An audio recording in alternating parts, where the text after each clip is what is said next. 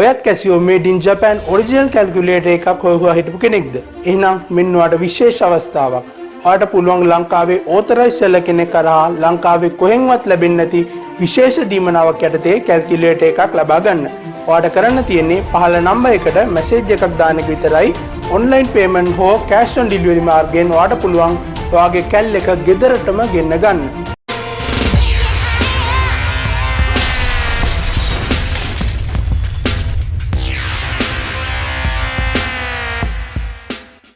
අදත් ඔයාව iBond කියලා පිළිගන්නවා ට්‍රිකල් කුප්පිය YouTube channel එකට.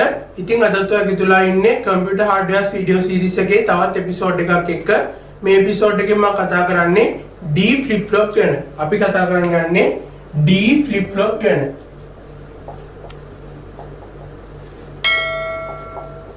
D flip flop ගැන කතා කරද්දී මම ඉස්සෙල්ලාම SR latch එකේ truth table එකයි SR flip flop එකේ truth table එකයි ඇඳගෙන ඉන්නම්. SR latch එකේ truth table එක ගත්තොත් එහෙම අපිට මේ විදිහට ගන්න පුළුවන්.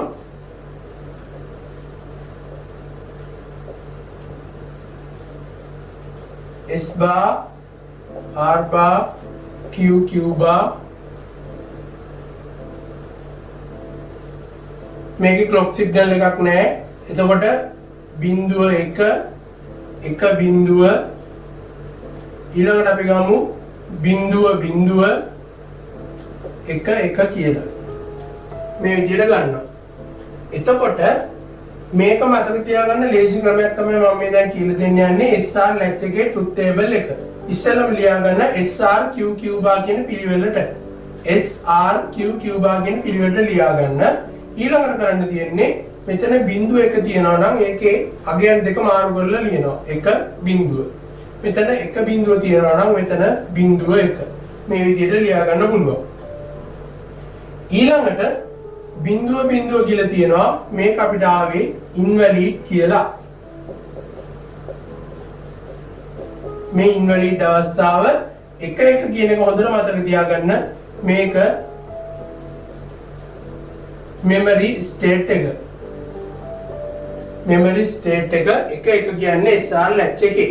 දැන් අදින්න යන්නේ SR flip flop එක. SR flip flop එකේ truth table එක. SR flip flop එකේ truth table එක අදිද්දී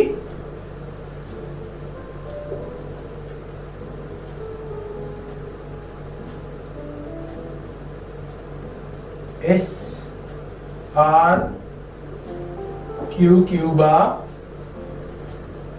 මෙතන තිබ්බේ S clock signal එක SR Q bar මේ විදිහට ගත්තා.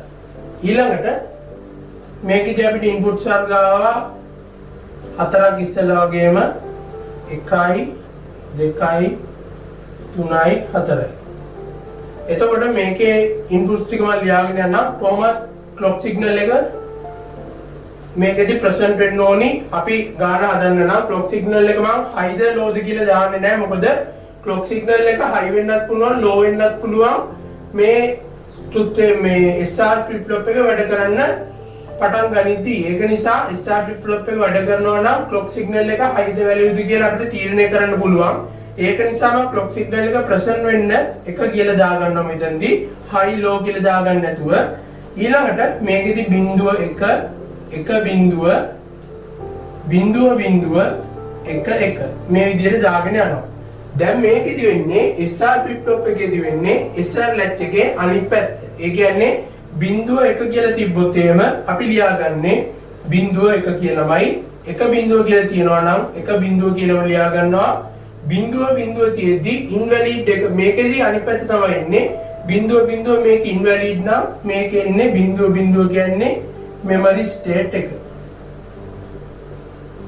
මේකෙදි 1 කියන එක ඉන්වැලිඩ් වෙලා තියෙනවා.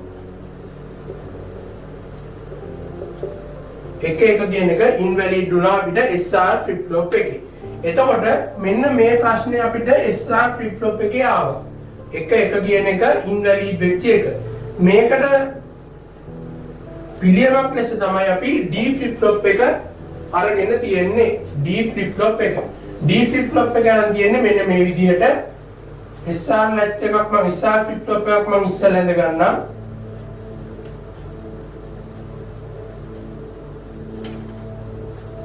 ඉස්සෙල්ලාම SR flip flop එකට යන්න SR latch එක අඳින්න ඕනි.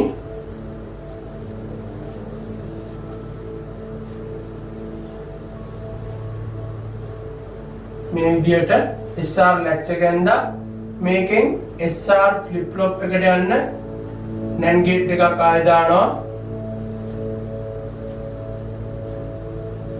මේ විදිහට මෙතන තියෙනවා clock signal එක,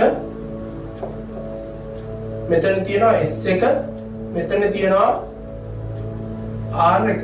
මේ විදිහට තියෙනවා. මේ තමයි SR flip flop එක. දැන් අපි SR flip flop එකට යන්නේ. දැන් මේකේ අපිට SR flip flop එකේ මෙන්න මේ ප්‍රශ්නේ ආවා එක එක වෙද්දී invalid වුණා කියලා. එතකොට අපි යන්නේ SR D flip flop එකට. D flip flop එකට ඇද්දී අපි කරන්නේ මේ විදිහේ දෙයක්. අපි ගන්නවා මේකෙන් මෙතනට ඉන්පුට් එකක් මේ විදිහට ගන්නවා. S අයින් වෙනවා, R අයින් වෙනවා. මෙතන D කියන එකක් ගන්නවා. මෙතනට not gate එකක් කරා ඉන්පුට් එක ලබා දෙනවා D වලින්ම. D වලින්ම තමයි ඉන්පුට් එක ලබා දෙන්නේ. මෙතන තියෙන්නේ S, මෙතන තියෙන්නේ D bar. එහෙම නැත්නම් මෙතන R වෙනකොට තමයි D bar එන්නේ. එතකොට D flip flop එකේදී D bar කියන එක තමයි මෙතනට එන්නේ. මෙතනට එනවා Q bar. Q bar. හරි. එතකොට මේ විදිහට එනවා මේකෙදි.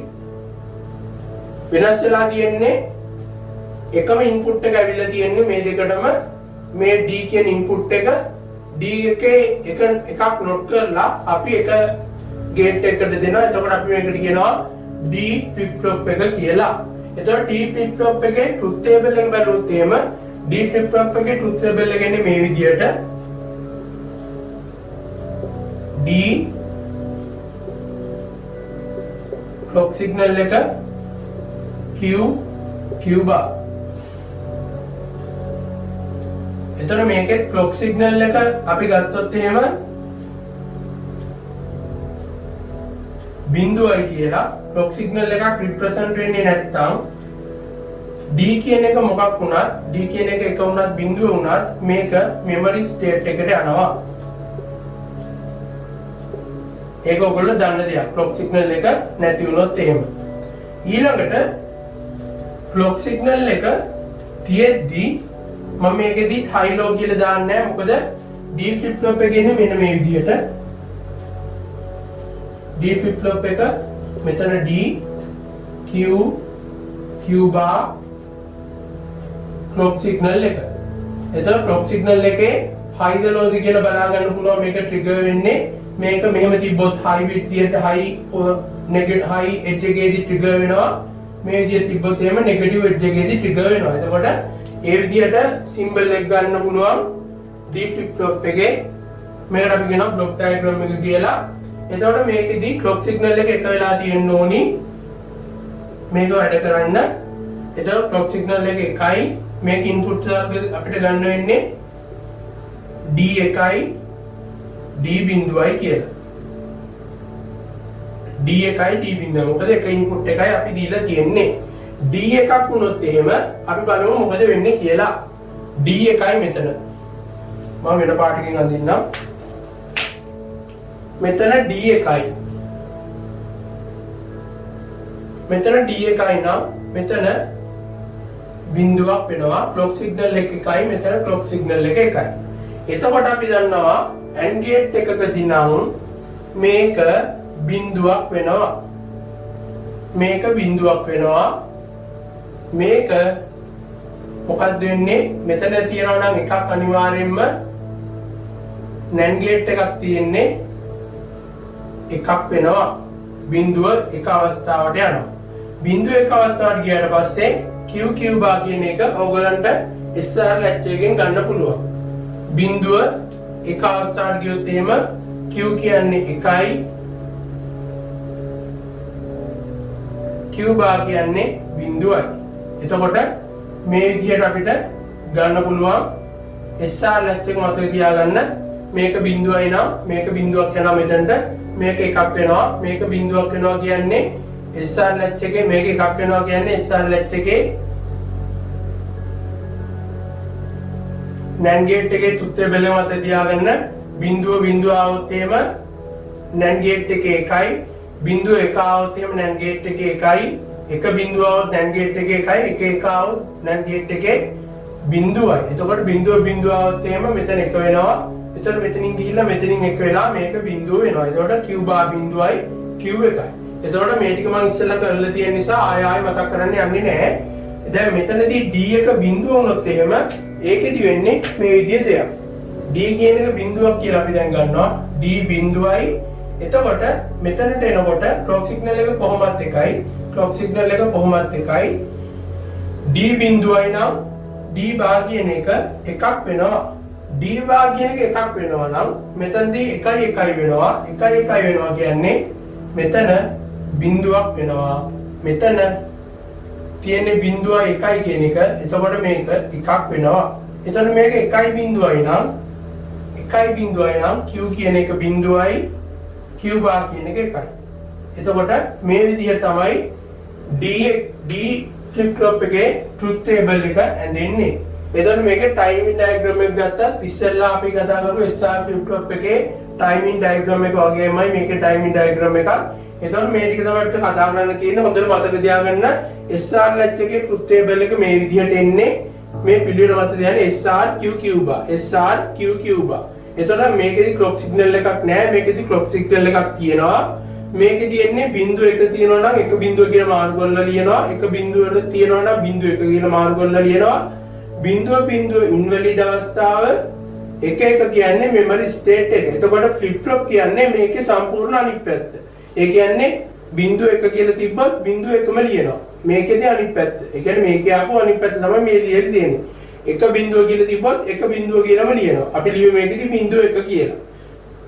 මේකෙදි බිඳුව આવුත් ඉන්වැලිඩ් වුණා. හැබැයි මේකෙදි memory state එක වෙනවා. මේකෙදි 1 1 වුණොත් මේකෙදි memory state එක මේකෙදි ඉන්වැලිඩ් වුණා. එතකොට මේ ඉන්වැලිඩ් එක නිසා තමයි අපි D flip flop එකකට යන්නේ. D flip flop එකේදී clock signal එකක් නැත්තම් memory state එකට යනවා. ඒ වගේම D flip flop එකේදී input වර්ග 1 බිඳුව කියලා දෙකයි තියෙන්නේ. D flip flop එකේදී 1 වුණොත් එහෙම clock signal එක මම කිව්වා මේකෙදී 1 කියලා දානවා කියලා high the low කියලා අපි දන්න නිසා 1 කියලා දැම්මට පස්සේ Q කියන එක ඉස්සෙල්ලා වගේම අපිට SR latch එකෙන් මෙතනට ගියාට පස්සේ මෙතනට එන එක අනුව SR latch එකෙන් අපිට ගන්න පුළුවන් කෙලින්ම ප්‍රශ්නයක් නැතුව නැත්නම් මෙතනින් තර්ක කරලාත් ගන්න පුළුවන්. ඔයගොල්ලෝ මතක තියාගන්න හැම වෙලාවෙම SR flip flop එකේ SR latch එකේ truth table මේවා මතක තියාගන්න. D flip flop එකේ truth table මොකද ඒ වෙලාවේ තර්ක කර අපිට truth table එක ලියන්න ගියොත් එහෙම විභාගිත වෙලාව යනවා. ඒක නිසා හොඳට මතක තියාගන්න මේ විදිහට මතක තියාගන්න පුළුවන්. මම හිතනවා මේ ක්‍රමයේ ලේසි වෙයි කියලා ඔයගොල්ලන්ට මතක තියාගන්න. මේකෙදි timing diagram එකත් SR flip flop එකේදී කතා කරපු timing diagram එක වගේමයි. ඒක නිසා මම ඒක ගැන කතා කරන්න යන්නේ නැහැ. ඉතින් අපි ඊළඟ flip flop එකෙන් හම්බෙමු.